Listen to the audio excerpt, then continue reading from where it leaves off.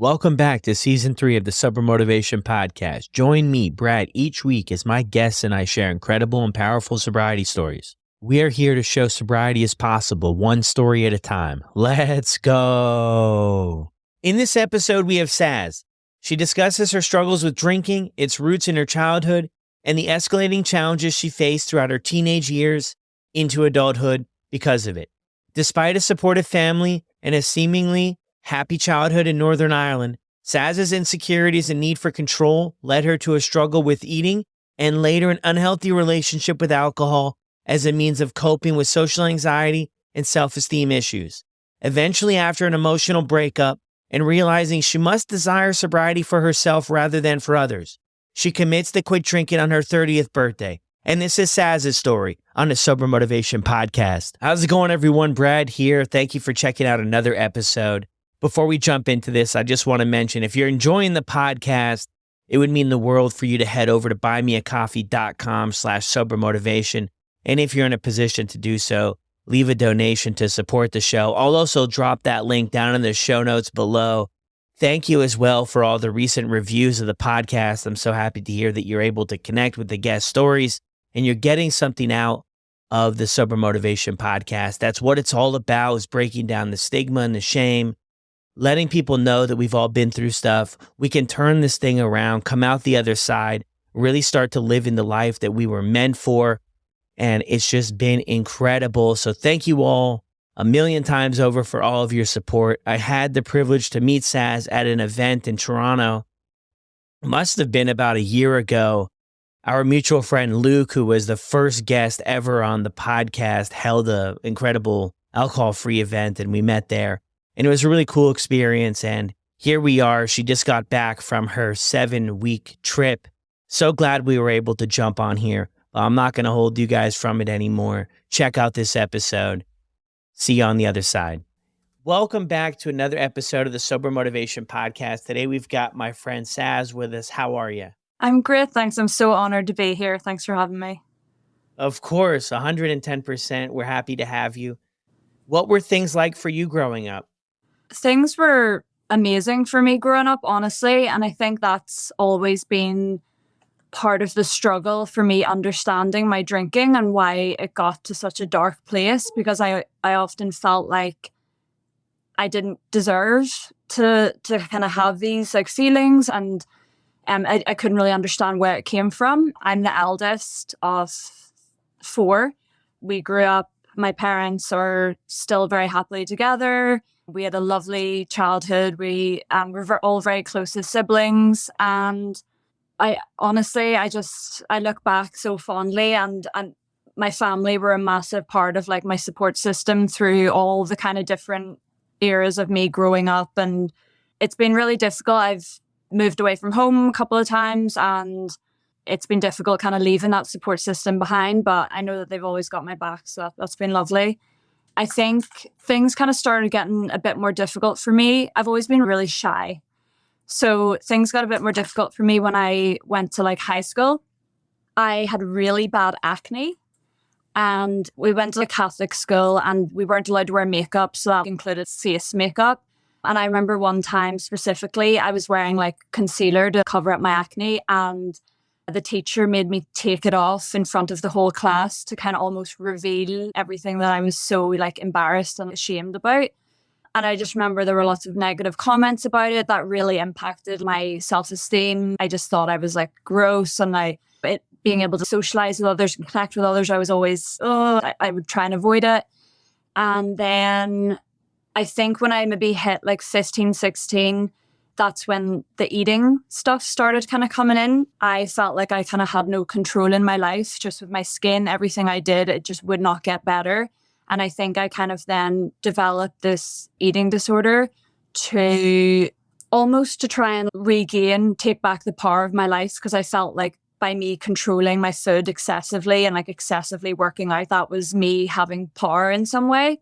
So that was really difficult. A lot of people, I guess maybe in that era, people didn't know how to talk about it. So my friends like kind of noticed, but they didn't really know how to ask me about it. People noticed that I was losing weight. I actually once fainted in school, and the nurse had to call my mom, and then I had to go to a dietitian who had some stupid advice like, if you want to eat a scone, just eat a scone. If you want to have a cheeseburger, just eat a cheeseburger. And I was like, I'm cured. And it just it reminds me of like when people say, when you're trying to say, oh, I want to cut down on my drinking, people are just like, just drink less. And you're like, oh, I never thought of that. Thank you.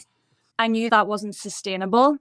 And it also wasn't socially acceptable as such, because people were kind of negatively commenting on it. People were like catching on to it. I was hiding and hiding.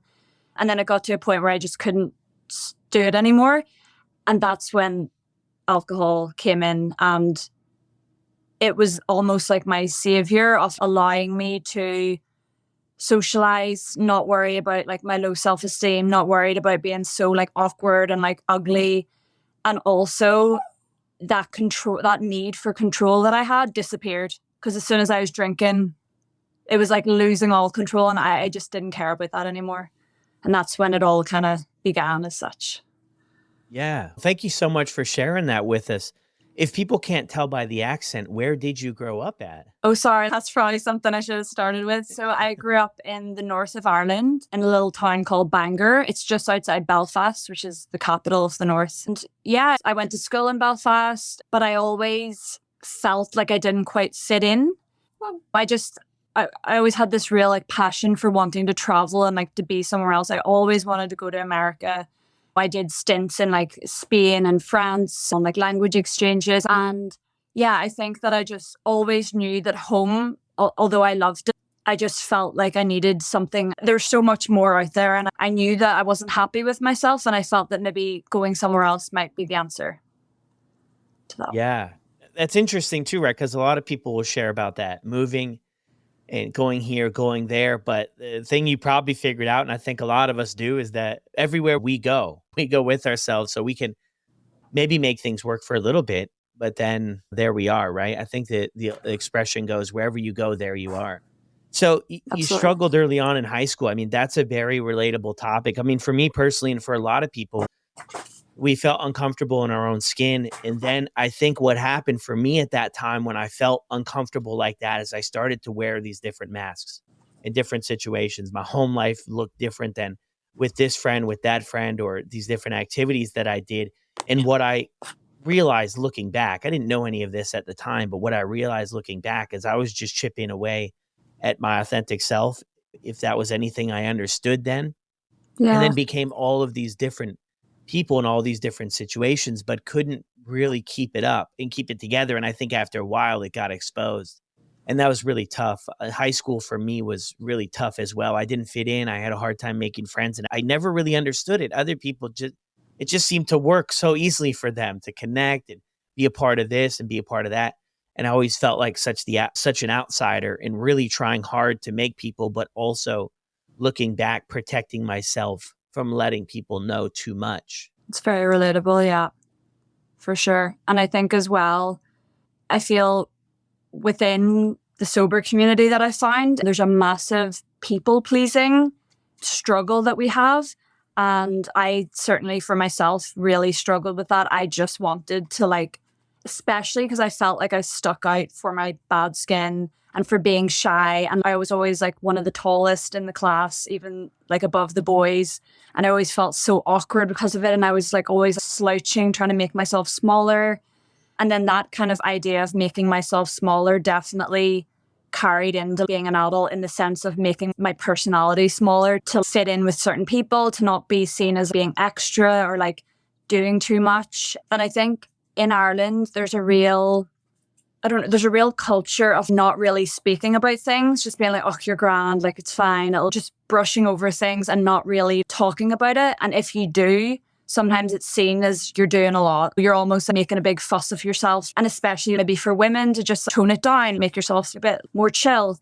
So then that means that the emotions or the feelings that we have, they've nowhere to go. So then we just kind of stick them down. And then obviously one day they've got to go somewhere. So yeah, but I definitely relate to what you said about fitting in, making friends, looking around you and saying, why is it so much easier for everyone else? This is so difficult for me. And even I think I also am extremely sensitive. So if I perceived that someone was rejecting me, if I said, hey, can I sit down at this table, like in high school, and they said, no, someone's sitting there, in my head, I'm like, they hate me, they've rejected me, I'm so embarrassed, like I can never ask anyone again. And whereas other people would be like, okay, cool, I'll just find another chair. And I was always so jealous of how people could just be so comfortable with themselves that they were able to just let those things kind of wash over them. And I couldn't. Yeah. No, I'm with you on that too. Yeah, the rejection was tough, right? And it's almost to the point, for me anyway, I just stopped taking risks. You just stop putting yourself in the situation where you Yeah. could potentially grow or potentially learn new skills or some resilience. I would just avoid those situations altogether. And I would just, to the point at the end of high school, probably, I was just to the point where I just hoped nobody saw me. I just didn't Yeah. want to, you know what I mean? Go through that, right? Yeah. But yeah, it's an interesting thing.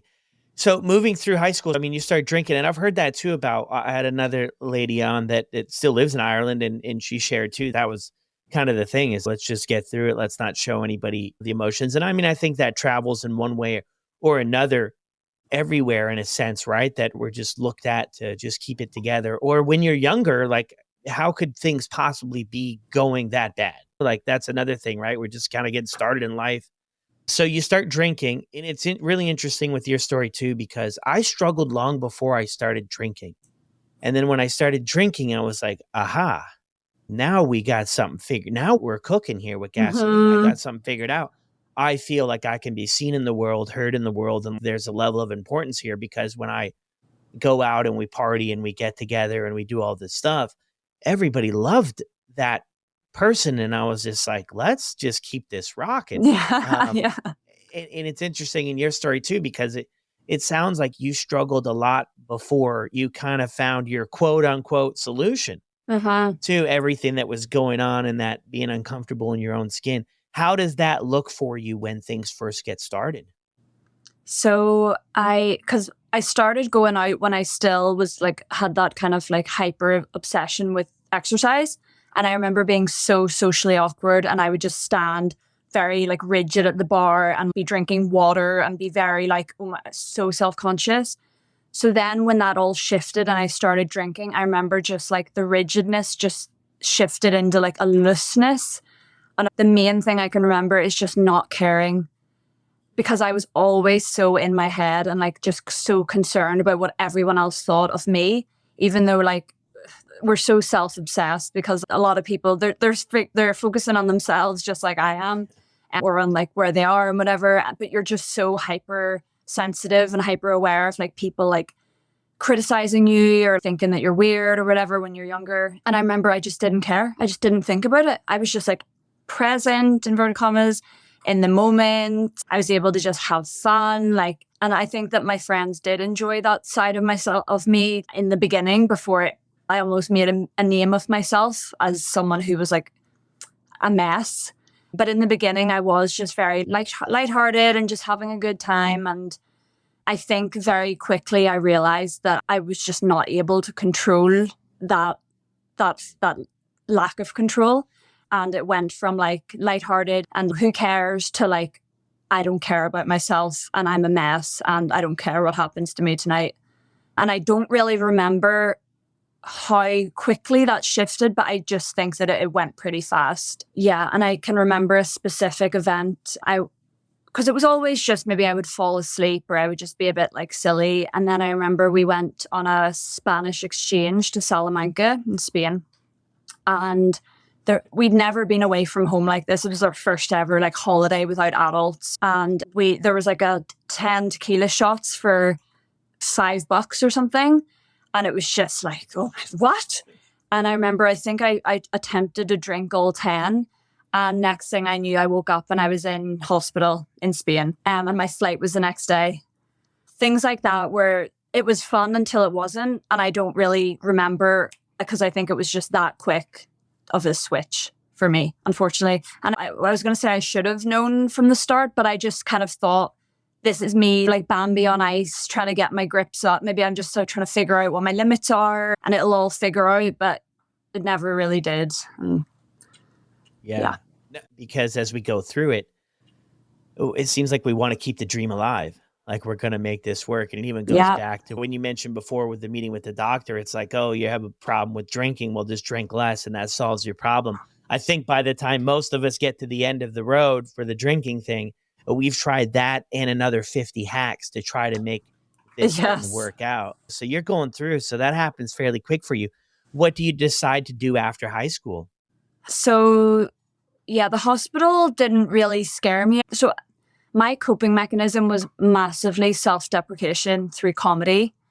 And I would like make posts about it on Facebook and take the piss out of myself and be like, oh, I'm just because I knew that other people were going to be criticizing it. So I wanted to get there first and be like, I'm aware of it. I know. So that was like right on the brink. Then the last year of school. And it's weird because I guess when you're starting to drink, you don't really get hangovers as bad. Like your body doesn't struggle the same as maybe when you get a bit older or your drinking is further on. So I just always bounce back the next day, Sunday, bounce back, go to the gym, whatever else. And then Monday, school. And I studied for my exams and I went to university in England for law and French.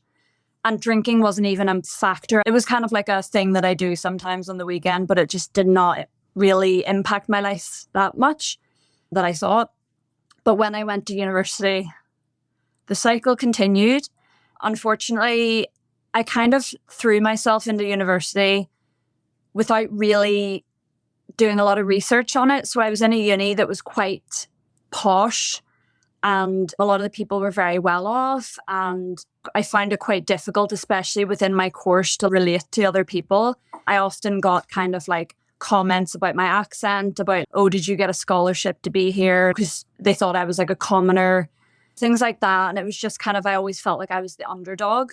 I had a Welsh friend and her and I were just always in the corner. Everyone else would get a glass with their wine, but they'd say there's no more glasses. So we would be drinking it from the bottle and they'd be like, oh, look at those savages. And we're like, it was almost like a self-fulfilling prophecy, but like they were helping to fulfill it. And in university, that's when my like drinking like cranked up. Like I didn't enjoy my course. I didn't want to quit because I knew that my dad specifically was really proud of me. And I just honestly couldn't bring myself to say, I can't do this. I don't want to be here. And yeah, I think I blacked out probably every night. This from the very beginning in first year, I made a kind of name for myself in a very negative way within like our university halls, like our residence. I'd be walking down and I'd be walking past people who are kind of like looking at me like, and I have no idea who they are, but they saw me passed out half naked on the, like really humiliating things that I wasn't even aware of because I feel like my brain could not cope with all the stories. And often like it was never me hurting other people intentionally. Like I was never like aggressive or like getting into fights. It was more just me just completely neglecting myself and like not eating the whole day and spending my money on like the alcohol for the night out. And then waking up the next morning and literally having to check my arms to see if I had stamps because I had no idea whether I went out or not. And it never really hit me that this is scary because I feel like everyone else was moderating or else they were drinking excessively, but they weren't blowing their lives up in the same way that I was. So I just felt that I was like, moderation is it's the only way I can get out of this. And that's when the kind of struggle for moderation like really started, where I was like, that is my goal instead of anything else. Yeah. Wow. That's tough. And did you end up finishing the program then? Yeah, I finished. Yeah. I did a year in France with my really good Welsh friend, which was really difficult and again, isolating. And then I did fourth year, I think when I have something to focus on, I find it a lot easier not drinking. So fourth year, I just threw myself into my exams and just like alcohol just took a complete backseat. And then I was able to finish and I got my degree. And then I was like, great, next step, what I want to do with this. No idea. And then that was another kind of, I was always hoping that if I just did this, then it would figure out the rest of the next steps, but it never did. And it was like that constant feeling of, what am I going to do next really played into me relying on alcohol just to not worry about it. Yeah, no, that's powerful too. And after you finish the course, And a lot of people, I think, that go to school too, right? There's that pressure. Okay, now you've done that. Yeah.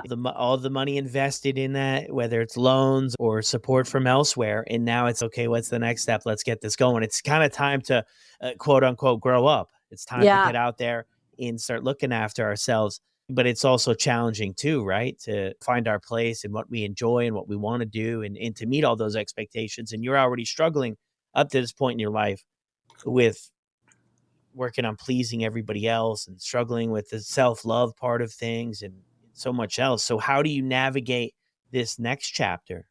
So when I finished university, I did a couple of summers in America supporting a camp for kids who had like difficult like living circumstances. So we brought them out of New York City into like the upstate New York, like beautiful scenery, and taught them how to swim. And it was like a really like beautiful experience. And that was again tainted with drinking. But that was exciting because I was starting to figure out, okay, I feel like I have a purpose. I really like helping people.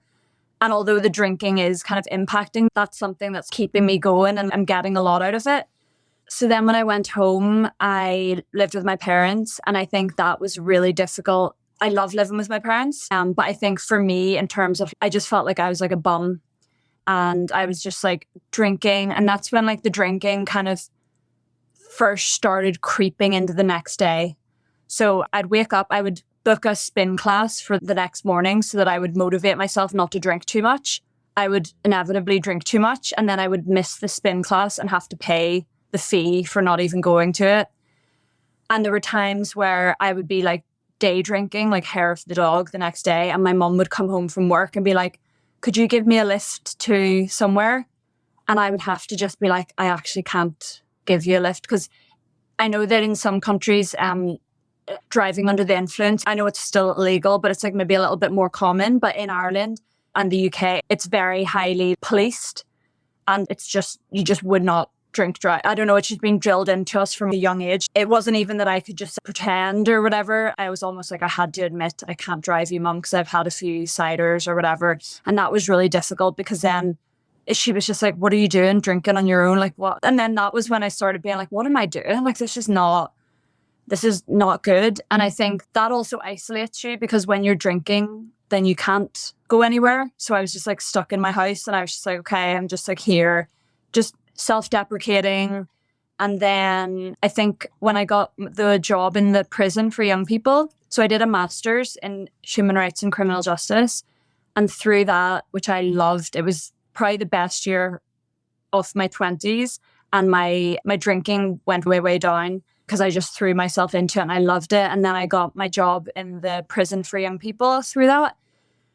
And that was like life-changing. And I think that because I worked, I'd say 95% of the kids in the prisons had addiction issues, substance and addiction issues. And that's when I really started self-reflecting of I'm supporting these kids and then I'm doing this like similar things as soon as I clock off work. And I think for me, that's when I started really researching, looking into it, and it all kind of opened up for me. I think because I'd been on that moderation, had the moderation blinkers on, I never thought about the spectrum of addiction, of how some people can use sometimes, but like really harm themselves. It's not just like a black and white, oh, you can moderate in that kind of way. So that was like really fascinating. And also one of the scariest things was how easy kind of like substance use can spread. So there'd be kids that would come into the center and they would hear the other kids talking about how much they love like certain like substances or alcohol, and they've never done it in their life. But hearing the thrill from the other kids, they now are like, I want to try it myself. And then as soon as they get out, that's what they slip into. They're like, oh my God, there's this amazing new coping mechanism that I can just like forget about my trauma. And you could just see it was so insidious, just spreading throughout just by like word of mouth, because they weren't allowed to use or drink or anything in prison because it was like, you know, a secure facility. But yeah, so it was really hard to see. Yeah, no, that is tough. That is tough. So you get this job and you do this master's program, and you talked about it before too, where when you have a purpose or a vision, then it's easier for you to keep things maybe more under control, Mm-hmm. and not the stuff like it was in university. So you find this purpose. You talk a lot about this moderation phase too, about trying to figure it out, trying to find your place, your relationship with alcohol. Where does it stand? What does it look like? And it's interesting there too, because I think when a lot of us are wrapped up in it, there's the moderation thing, there's to keep going the way we're going. But I don't know if we give much thought in the beginning stages to that quitting is a possibility. And a Never. lot of us, yeah, and a lot of us in our lives don't have somebody around that maybe has quit. And some people do, which is great. But if you don't see it out there in the world, then maybe it's really hard to be something to come onto our radar. What is anybody else? So you mentioned that your mom's making, comments too about you're not being able to drive her. What's going on here? You're drinking at home. Was there anybody else who mentioned like that, hey, maybe you got to take a look at this, things with alcohol, or how did that go? There were a couple of times that maybe like at house parties in university and stuff that I would wake up and I would have been sick all over someone's bed or things like that where they kind of say to you like, what's going on? Like, this isn't cool. And it's almost the humiliation and the shame. I would just then never speak to that person again. And just in order to deal with it, just completely compartmentalize my life. And I think as well, like I had a partner at the time who was like a lovely person, but obviously knew that my drinking was problematic and didn't really know how to support me, kind of enabled me. It wasn't like you should drink or whatever, but kind of just allowed me to continually keep messing up. And because of my kind of low self-esteem and stuff, I would be when I was drinking, I would have tried to push people away that I loved. So like said maybe nasty things to them to try and just get them to abandon me. Because in my head, I was like, they're going to do it anyway. I want to just speed up the process. And then, really heartbreakingly, like the next day, often, like he wouldn't even tell me. And maybe my brother would be like, you said this to him. And it would all be covered up because we just all want it to be okay. And it's absolutely not okay. And I think like even probably between 17 and 26, I think I was hospitalized for passing out to the point where no one could wake me up. I'd say about maybe 8 to 10 times. And at the start, I was like, okay, and no one knew about it for the most part, because it was usually I was on my own trying to walk home, I don't know. And then I would sit down and be like, I'm going to take a break. And then I would just pass out. And then someone would find me and be like, this girl, is she dead? What's happening? And I remember, so in the north of Ireland, we're part of the NHS. So we have like our healthcare is like taken care of. So when you go into hospital, you don't have to pay for it. So I remember waking up in like the emergency room, maybe when I was like 23, and this like lovely woman was coming around with the breakfast and she had the cornflakes and she was like, what would you like? Would you like? And I just remember being like, I don't deserve your kindness. And I was looking around and there were people that were like really hurt. And I was just there and I felt so guilty and she was being so nice to me and I was like so ashamed. I was like, don't look. I was like, I'll take the cornflakes, but oh my God. And I feel like that all stemmed from just what you're saying there about, quitting was never an option. I never felt that I was like bad enough to deserve sympathy or to deserve proper help, because I was able to drink on a Friday and Saturday, maybe have a few pints on a Sunday, and then just stop drinking Monday to Friday. So in my head, I was like, it's almost like I felt like I had control over it. So I was making the decision to hurt myself. So therefore, I didn't deserve help or for people to feel sorry for me because it was my choice to mess my life up. And I think that guilt really stopped me. That built into the shame of it all and like the hiding. And I was like, because I'm not drinking every day, I don't deserve for people to support me. I don't deserve to try a program or to go to be in hospital, or because I'm going out on a Friday and I'm just drinking too much beer and passing out and then people are worrying about me. And that's a decision that I'm making. And I'm like, so I think that struggle was really difficult, just trying to figure that out. Sorry, I can't even remember how I got onto that. What your first question was. I just went on a rant. No, I mean, that's great. And I think that's the cycle we get caught up in. I mean, a few things there is the shame prevents us from asking for help. Yeah. And then the other idea is that things aren't bad enough. Yeah. But I mean, if you look back at your story and you're sharing potentially 8 hospital visits, the stuff in university. I mean, the drinking during the day. I mean, when you look back at it now, though, it must be clear as day that, hey, this thing was a lot further along than maybe you had realized or wanted to admit at the time. Yeah. It's kind of a tough thing, right? Because I think once we say, okay, this is a serious problem in my life, we're activating the subconscious to say, okay, I've got to start working on it. And if we're not being honest with it, I think it's easier to keep this train moving forward. And just like you mentioned earlier too, which causes a lot more struggles for us, is we're just bottling up all these emotions, Yeah. not dealing with anything, not accepting accountability or responsibility in our life for the choices that we're making, and putting ourselves in some really tough, risky situations. But when we're wrapped up in it, yeah, I mean, I get it. You're only drinking on the weekends. You're having a few too many. I mean, you're showing up at this job. You did this master's program. I mean, all these incredible things too in your life. And I think having those accomplishments as well might also increase your ability to keep other people off your back as well. I mean, for me, people were on my back. I burn everything down to the ground fairly quickly, and I didn't have success in those areas. I was kicked out of college. I got evicted from my first apartment. I lost the first car my parents bought me. I lost that. I lost everything, and I ended up living on my brother's floor. So it was really evident to everybody around me that my life was in rough shape. But even when I ended up in that situation, I still for a while thought I was living the good life out of a suitcase, and the only food I had in the fridge was condiments. And I still believed that things were okay. But then also the thing that I picked up on there too is that relationship you had, where it was enabling in a sense to where there maybe wasn't the best boundaries. I had a relationship like that as well, where it was great. It was a lovely person. I mean, a beautiful human that didn't have a problem with addiction at all. Yeah. And it's a two-way street, right? Like, I think I searched out those people in my life. Yeah. You let things fly. Like, I didn't necessarily want to connect with people that were going to say, hey, dude, give your head a shake. Look what's going on. That's But it was, interesting. Yeah.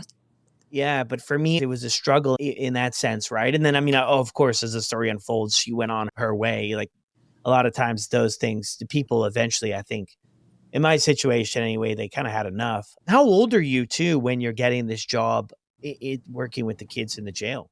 I think I was 24 or 25. Okay. So So that worked out well for you and you found some purpose there. I love that part. And it's really difficult working with teenagers too. I worked at a rehab here in Ontario with teenagers for 6 years. oh wow. That's Yeah, so interesting. it's a big challenge. So you're working here and you're getting things a little bit figured out here a little bit with the drinking anyway. And you're working here and doing good work, I'm sure. Yeah. No, I just wanted to say, just when you said about rehab, one of the most moving things about working with those kids is seeing the difference in them when they came in to the prison and they were 90% of them on substances. Then they weaned off and then getting to spend time with them as their like authentic selves. And I think that made me like, what am I doing? Like when I can see these kids, like they can't like, it was so beautiful being able to spend time with them when they're, just themselves and they don't have those access to those substances. But while I was still working in the prison, I started seeing my most recent ex, who I moved to Canada with, and he wanted to move to Canada with a group of friends. So although that job, it was a very good job, it was like a government, at a pension, everything. Everyone in the job was like, are you crazy? You're moving to like Canada with this new guy. And I was like, yeah, like, woo. It's the risk taker in me. And yeah, so I quit and moved over in August 2019. And then as like COVID hit shortly after, but I had a couple of months, again, very difficult. And I think at this time I was very aware of my drinking. We'd been going out for maybe a year, and he was the first person that I'd been in a relationship with that was holding me accountable.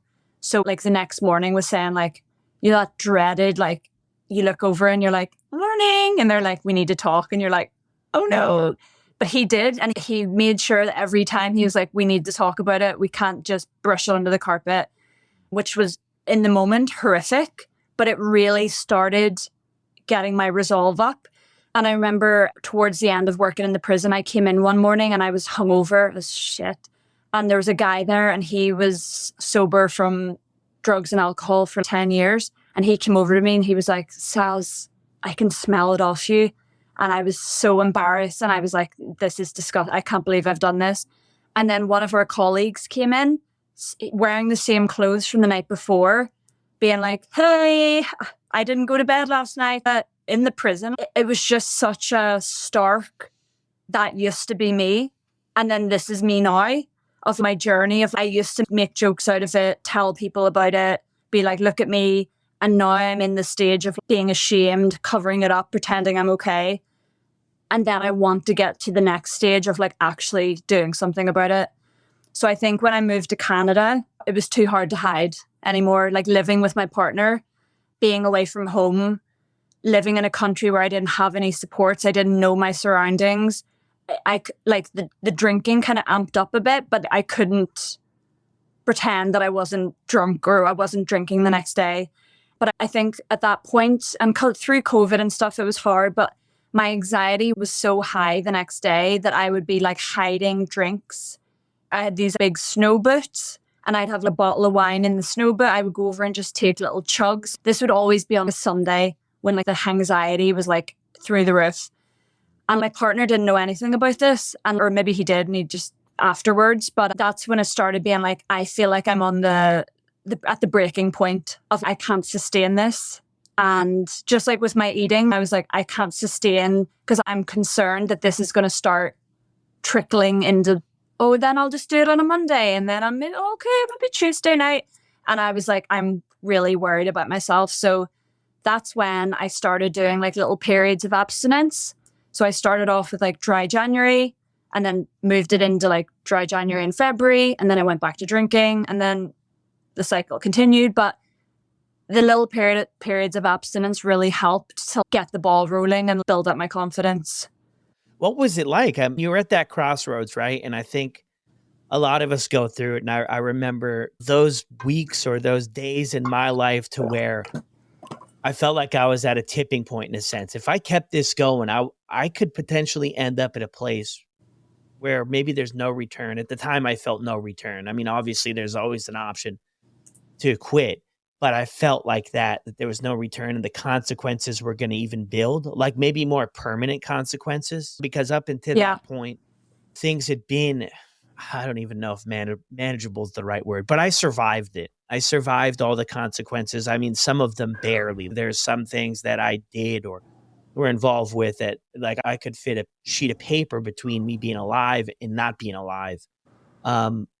And that wasn't enough, but I felt like towards the end that I was going to be in a real permanent situation to where the consequences were going to last. And I knew if I kept going with it, I didn't know if I was going to make it back to the other side. And I had this little shimmer of hope, little piece of hope left in me that maybe I could try to figure this out. And I love how you kind of started with that January and then that February. But what's the experience like when you have 2 months or so, say, not drinking, and then you go back to it?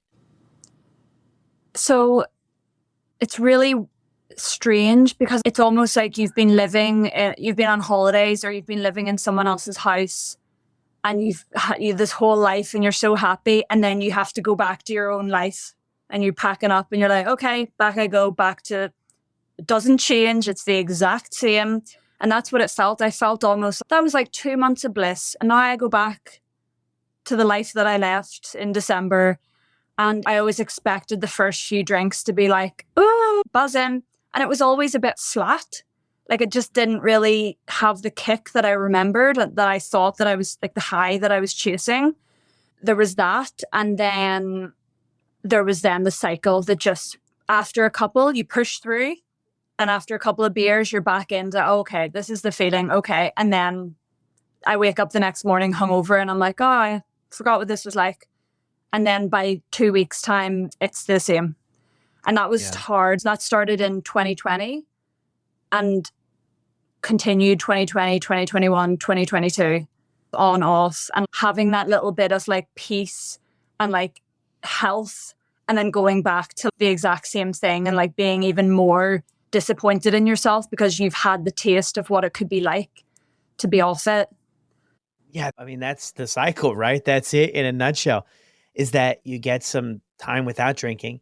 And then you go back to it, and we've built up this story in our head that thing is just going to relieve all of our problems. And the most interesting thing I hear people share so often in many different ways is that alcohol stops working. It stopped working Yeah. for what it once did, right? Covering up the insecurities, helping us feel less anxiety. You shared about the anxiety you experience on Sundays, and now you've got to drink because it's just progressively affects our mental health, our physical health, and literally everything that we're doing from day to day. And then you've just got to have more and more to get to some result. It's never going to be like it was. And I felt like in my life, I was chasing that forever. I wanted it to be like that first party I went to where it was the coolest thing. Yeah. And we were taking this juice out of this cooler and eating strawberries and stuff out of it. And can't even remember the night, but it felt like I belonged in the world for once. And I wanted that back. And I think I spent the next however many years trying to get back there. And I don't think I ever did. And it's almost when you get further down the road, you mentioned there too, you force yourself through the first few just Yeah. to try to get there. It's like this forced thing that you just don't enjoy anymore. Yep. So 20 to 22, you're going through that cycle, and it's a really tough cycle to go through because you also mentioned you've experienced a little bit about what it's not like to drink. And I love your description of it there. You're coming back from a holiday, and we all know how much that can suck at Yeah. times, you know? So where do you go from there? I mean, how do you get out of this? What's it like in Canada too? Did you always live in Toronto when you came to Canada? Yeah. Yeah. So we lived with a group of people when we first arrived. And then because of COVID and stuff, people moved home. And then my partner and I just lived by ourselves. But we were living like right downtown, like opposite the Rogers Centre.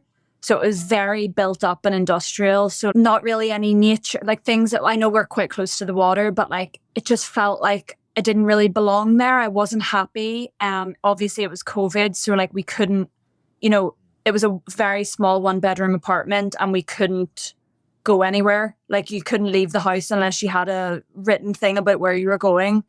And I know Canada really, especially Toronto, really dragged out like the things opening up. And I think that affected like a lot of relationships and stuff because people just didn't have space. I can't just go to my parents on the weekend. I don't have anywhere to go.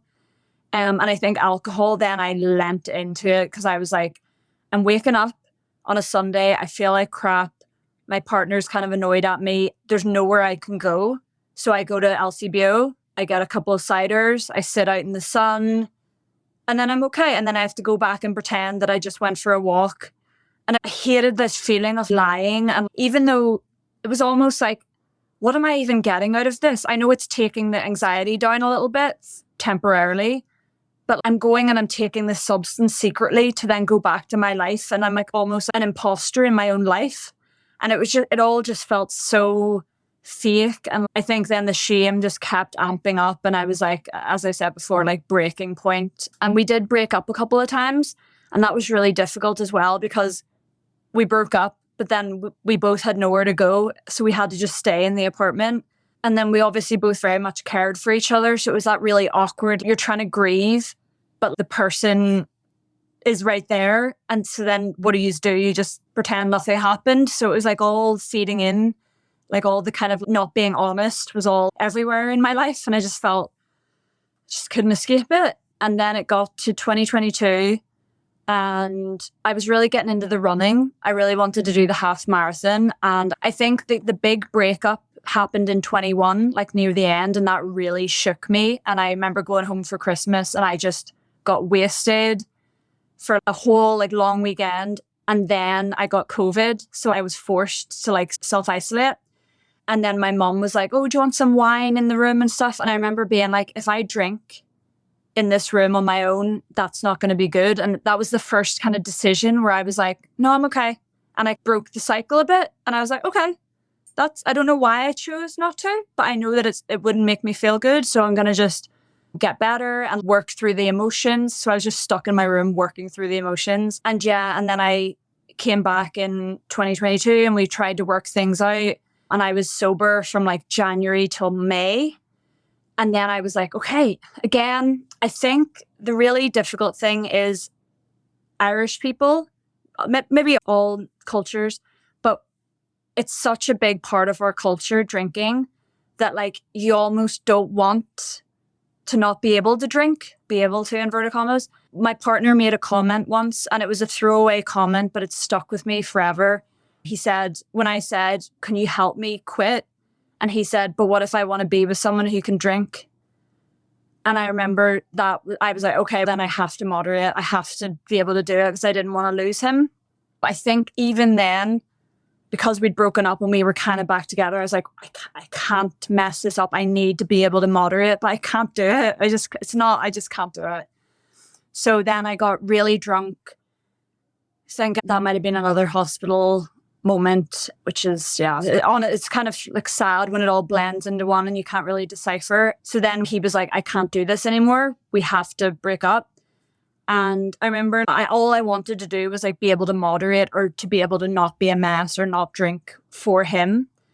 And then we broke up and he left. And then that May, June 2022, I finally realized I can't do it for him. I have to do it for me. And that's why it's not working. The moderation, the abstinences that go back into the cycle, that's why it's not, because I'm not doing it for the right reasons. I'm doing it to keep someone. I'm not doing it because I want it for myself. And if I think about all the reasons why I did drink, it's because I didn't care about myself. And this is the time that I have to start caring. And especially when I was sitting with these big emotions, I was like, he's not here. And like, what can I do? I can just drown them out with alcohol. No, we're not doing this. So I think that's when I decided I needed to make a decision. And I don't know if it's strange or not, but I decided that I turned 30 on August 29th, 2022. And I said, okay, I've got the summer. My parents are coming to visit. I'm kind of getting over a breakup. Like, it's a lot to just, I don't think I can do it right now, but I'm going to quit for my 30th birthday. And that's what I did. Wow, what an incredible birthday present for 30. Yeah. I was like, I can't bring this into my 30s. Yeah. What does it look like? I mean, leading up to that, are you nervous or are you overthinking this thing, or what was that process like? So leading up to it, again, like I think my ex and I were still kind of like dipping in and out of like contact, and he was like, why can you not just quit now? And I was like, I'm doing it for myself, so I need to do it on my own terms. And he couldn't really understand it. And then my parents came to visit, and I actually got a kidney infection. So I was on really strong medication for the first half of their trip, so I couldn't drink. And my parents would be quite, my dad especially would be quite like, he's on holidays, he wants the wine, he wants the beers. But it was so lovely having that time, just like the holiday, not drinking.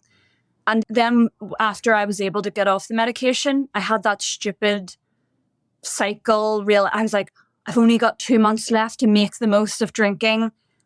So one night we were in Montreal and I got absolutely bongoed, and my parents got a phone call from the hotel manager and had to come down because they found me in the elevator and they couldn't wake me up, and they called the police.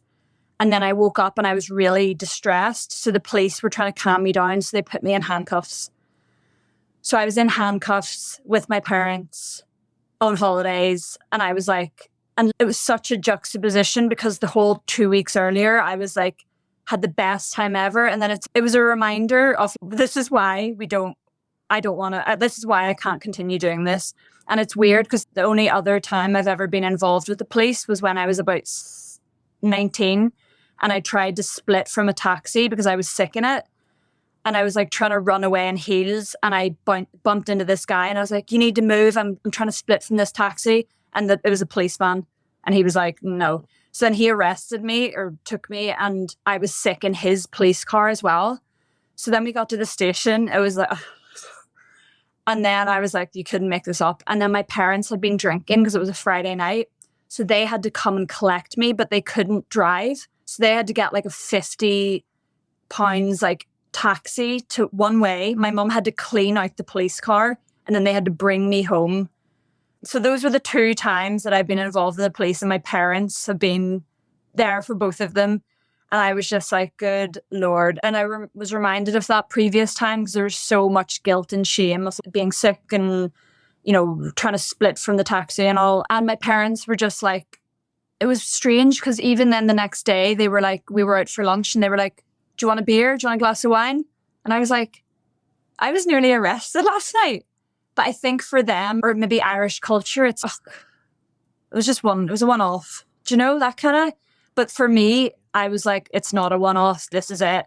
And although I could have been like, oh, I need to make the most. I need to keep drinking. I'm really nervous. I think that happened in like mid-July. And that made me able to just then do the rest of the summer in peace, knowing that I was making the right decision. Yeah, wow. Yeah, it's interesting too, right? Because other people might have that perception, your parents, it's just a one-off, but you've been there for many more that they might not know about, Yeah. right? So like in the back of our mind, we're just like, that might be a one-off thing for that you've seen, but a lot of other stuff has went on that you might not know about. So you make that decision. I mean, what do you do like your first day that you're not drinking? I mean, how do you make this thing stick? How long has it been now then? A year and a half, I think. Maybe just a bit Wow. more. Yeah. I was actually on holidays in Punta Cana. So I had done the all inclusive, like, you know, when you're in that cycle of just drinking and sleeping. And I probably didn't even see the light of day. I was just in the bar and in bed. So then the first day I got a massage. I was probably a little bit hungover, but I was really hopeful. And then when I moved back to Toronto, I moved out on my own and I actually had a series of like very difficult living situations, but until I found the place where I am now. But the first kind of 6 months, I was like a recluse. Like I did not really go out. I think that's when the breakup really hit me and I started to grieve it and all the emotions and all the guilt and all the shame that I'd been like holding down. Even in those periods of abstinence, I wasn't really able to tap into them because it was just so in cloud. But this was when it was like, this is reality now. And I really struggled. And I know that I would struggle going out because I would just be bitter that people were drinking and I wasn't. And then, like, probably in the new year, I met with a friend from the Toronto sober community, and she encouraged me to start like a sober Instagram to share and be part of like the community and stuff. And that's what I did in March of last year. And it's completely changed my life and like my whole perspective of like sobriety and connected me with such amazing people. And that's been like the main thing of me keeping like accountable, obviously like for myself, but like being able to share with others and make people feel like they're not alone as you do with your podcast and sharing people's stories. Like that is, there's so much power in that. And that's such a beautiful thing to be part of. Yeah, that's incredible. I love that you started sharing and maybe over time as you share and open up, it's kind of a way to get things out there, but it's also a way. I don't know if you can relate, but when I was wrapped up in it, I just felt like I was the only one. Like I felt everybody else had it together or they didn't, but I didn't Yeah. see kind of what happened behind closed doors. And people in some ways or others thought I had it together. And it was far from that. I was Yeah. dying on the inside. I Yeah. felt so alone and so terrible on the inside. And I think when we put our stories out there, that we just let other people know that like they're not alone, that they've been through a lot of stuff and that there is a way out of all of this and continuing on the journey. Like you mentioned in your story so many times, every time you go back, it turns out to be the exact same thing, if not worse, and a lot quicker Yeah. than we ever expect, right? We Yeah. think, well, we're going to ease back into it. I mean, you talked too, like about, I saw a post that you did too about loneliness. Early sobriety can be lonely. I think a lot of people go through that. I'm wondering your thoughts on that. And as well as like sobriety isn't fun, if that's something that you kind of had to work through. And you know what? At the beginning, I think we get into this and it's I get sober, everything's going to be great. But you know what? It might be a little boring at first because we're not getting the dopamine hits that we're used to. Yeah. Or maybe not going out as much. I mean, what was that experience like for you? I think that I lost some friends that were probably only friends with me because I green lighted them and they green lighted me in terms of drinking. Like, oh, we're going to get fucked up tonight. Yeah. Like that kind of friendship. So those kind of fell away. And then sometimes with some of my friends, they didn't really know how to socialize with me. They're like, oh, should we go for a drink? Oh no, should we? And I'm like, it's okay. It's okay. They just were a bit uncomfortable about like how our relationship is going to like evolve. But for the most part, like most of my good friends have just been incredible. And it's shifted in a way of I don't really enjoy clubs and stuff because I'm a bit socially awkward and I can't really dance. So that kind of situation's a bit like, so I prefer settings. I'd prefer to go to the pub and have a Diet Coke and chat to people and be able to talk and listen.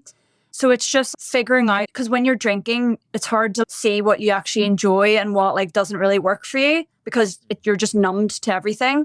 So now I've just been able to be like, okay. And you know what? I have become a bit of a homebody.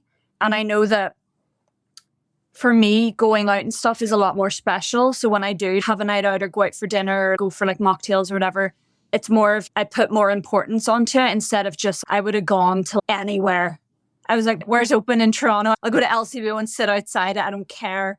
So now my time is more important. So if I'm like, especially because of my work, if I'm really struggling emotionally, I'm like, right, do I need to go out right now or do I need to just kind of sit and process this and just take some space?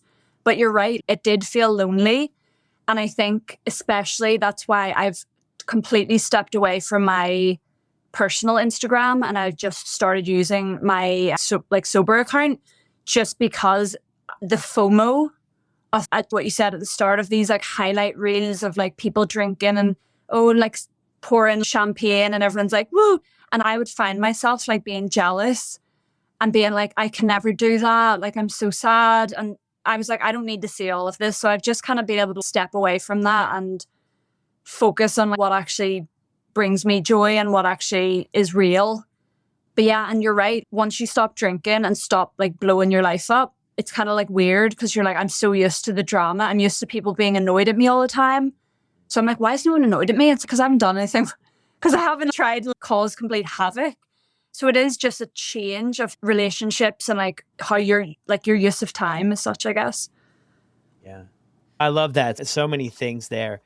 And finding out your identity, because I think a lot of our identity gets tied to the usage. Yeah. It's tied to those relationships. And it's interesting too, because a lot of people are worrisome about what am I going to do in my relationships? What I found is that some of them, they just didn't work out in the beginning. Some of them I tried to work out, and a lot of them just naturally, we just drifted apart. Not for better or for worse. It's just they had different interests. I was moving this way in my life, like upward, trying to improve and progress and find new hobbies. And a lot of people wanted to do the same thing, kick it and watch football all Sunday and drink, and nothing changed, right? And I'm not like, hey, don't do that. If people want to do that, do your thing. Yeah. But I'm not really one to just hang out and watch other people drink. And it's funny about nightclubs and stuff too. And at home too. I mean, that's kind of what I enjoy doing is that stuff. I get enjoyment from a lot of different things in sobriety than what I did before. And I was used to that chaos. I think like what you kind of touched on, right? Things were so chaotic. Things not being chaotic was so weird. I loved going back a little bit here before we wrap up, was that making the decision, it seems, was really a powerful thing, because before you were kind of on that seesaw, right? Of here, there, and then you make that decision, that ever powerful decision on your 30th birthday.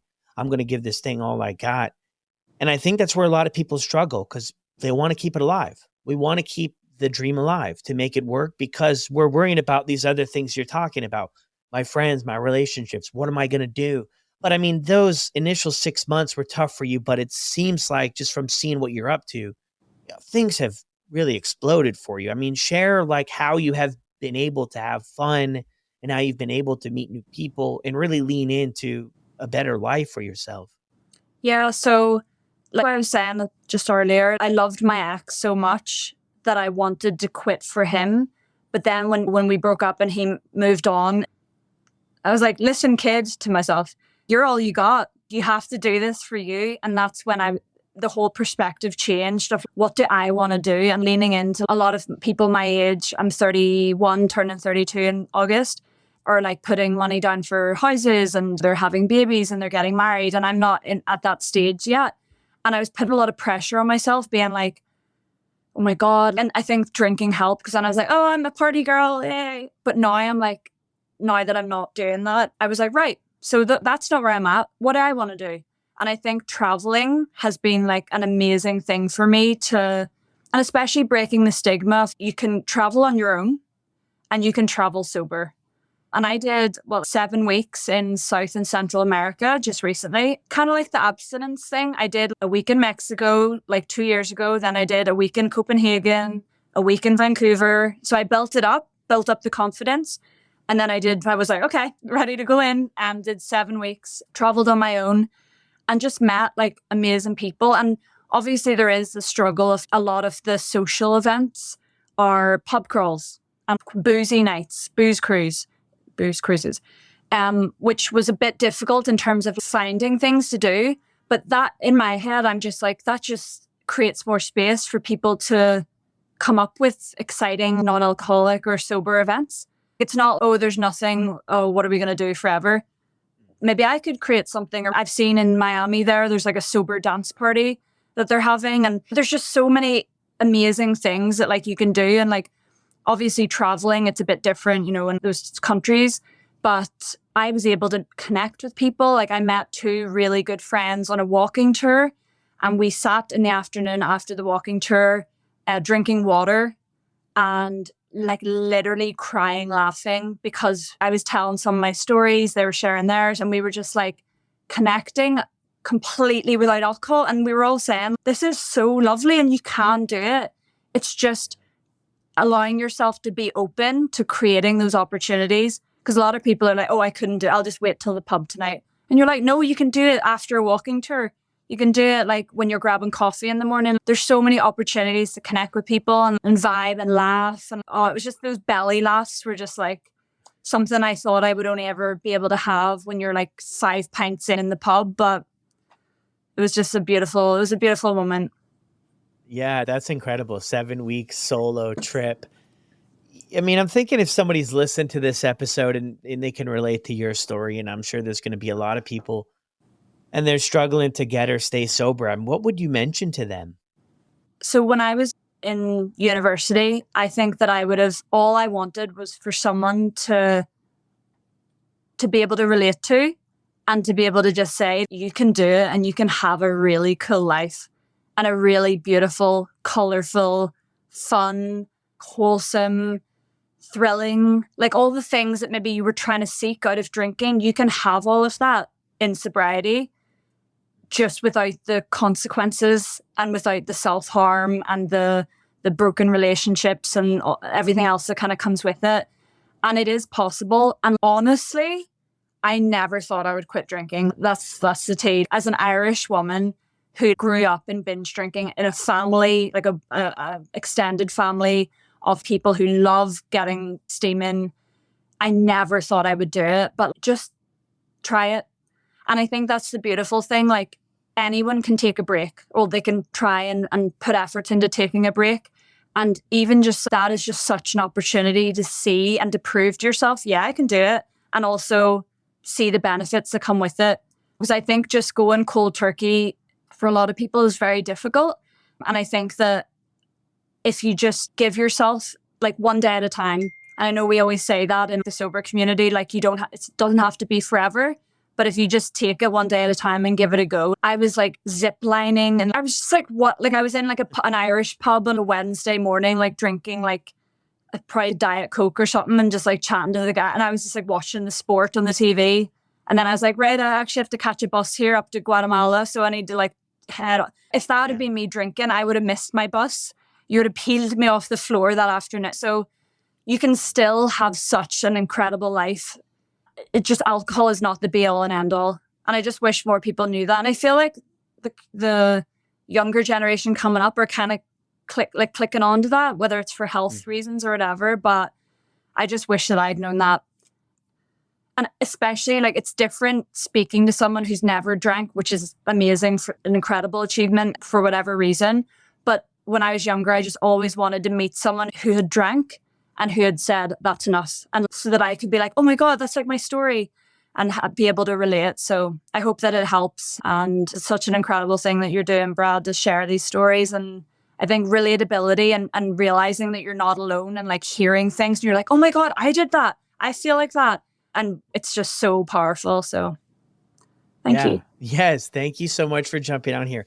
Before we sign off, though, is there anything else you want to mention? Your Instagram account where people can check out more of your stories and stuff? Yeah, so my Instagram is at sacked the sauce. And yeah, I just share traveling, being silly, like glam, running. Yeah, just many things. Just like we all are. We're all so different. We all have so many things like going on in our lives. And I just hope that it's a space where people can relate and feel like that they're not alone and that there's hope, because there is. Yeah. Yes, so true. Thank you so much. Thank you so much, Brad. Well, there it is, everyone. Thank you again for checking out this episode. My goodness, so much stuff in this story that I could relate to, and I know a lot of you are going to be able to relate to as well. I mean, the moderation hamster wheel, in and out, and things just not working out and things often getting worse, like when we go back to drinking. I know a lot of people can relate to that. Thank you guys for checking out another episode. I'll drop Saz's contact information or Instagram down in the show notes below. I encourage you, if you got something out of this episode, take a few minutes out of your day, send her a note, let her know thank you. It's definitely not easy to jump on here and share your story. And for anybody out there who's struggling or still trying to find your way, I can't encourage you enough to come and check us out on Sober Buddy. We did this thing today where we did this exercise. You write a goodbye letter to alcohol and people share it in the meeting. And my goodness, let me tell you, it was emotional. It was powerful. It was moving. It was brave. It was really doing the hard work. And these are the things that help us heal. So I'll drop the link as well to a free 30-day trial to the Sober Buddy app. Come and hang out with me 3 times a week at the meetings I host. And we have some other incredible hosts as well. I would love to see you there, meet you, and see what's going on in your life. But that's it for now, and I'll see you on the next one.